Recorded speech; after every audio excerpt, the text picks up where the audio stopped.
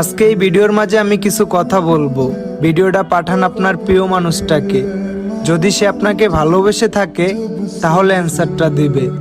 কি পাঠাবেন তো? আমি শুরু করলাম।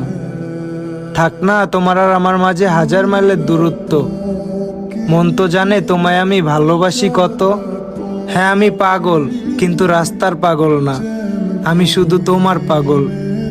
ওগো অনেক ভালোবাসি তোমায়, তুমি কি আমার হবে?